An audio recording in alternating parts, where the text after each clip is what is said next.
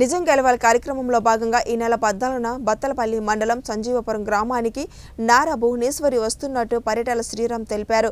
TDP అధినేత చంద్రబాబు అక్రమ arrest తర్వాత చాలా మంది రాష్ట్రంలో ప్రాణాలు కోల్పోయారని, వారిని ఓదార్చి ఆదుకునే క్రమంలో భువనేశ్వరి ఈ కార్యక్రమానికి చేపట్టినట్టు తెలిపారు.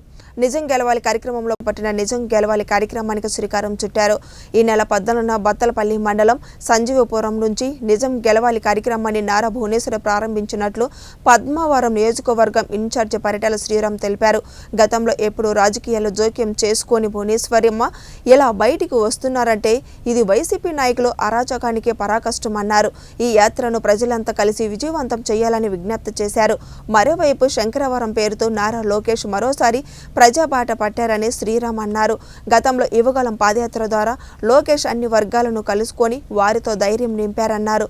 ఆయన పాదయాత్ర ద్వారానే ప్రజలు ఎన్ని కష్టాలు ఎదుర్కొంటున్నారనేది తెలిసిందన్నారు.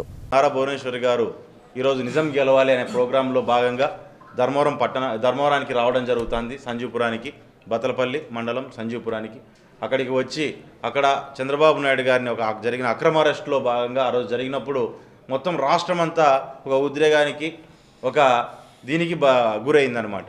అక్కడ చాలామంది ఆ రోజు బాధపడి ఆ రోజు చంద్రబాబు నాయుడు గారిని అరెస్ట్ చేశారంటే చాలామంది బాధపడి చాలామంది కూడా ప్రాణాలు కోల్పోయిన పరిస్థితి ఉంది.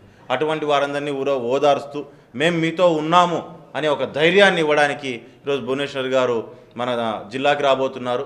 జిల్లాలో భాగంగా 14వ తారీఖున ఇక్కడికి మన ధర్మవరానికి కూడా రాబోతున్నారు.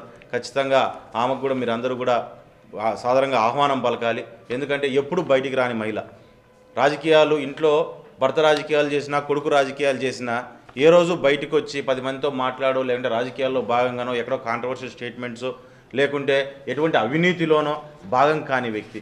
అటువంటి వ్యక్తి ఈరోజు ముందుకు వస్తున్నారు, మన కోసం ముందుకు వస్తున్నారు, నిజం గెలవాలని ముందుకు వస్తున్నారు. కాబట్టి మనమందరూ కూడా ఆమెకు సపోర్టుగా నిలబడి ఆ కుటుంబాలు ఎవరైతే ప్రాణాలు కోల్పోయిన కుటుంబాలకి మొత్తం ధర్మవరం కూడా సపోర్టుగా నిలబడాలి. మీ అందరి మంచి దీవెనలు వాళ్ళకు ఉండాలని చెప్పని నేను కోరడం జరుగుతుంది.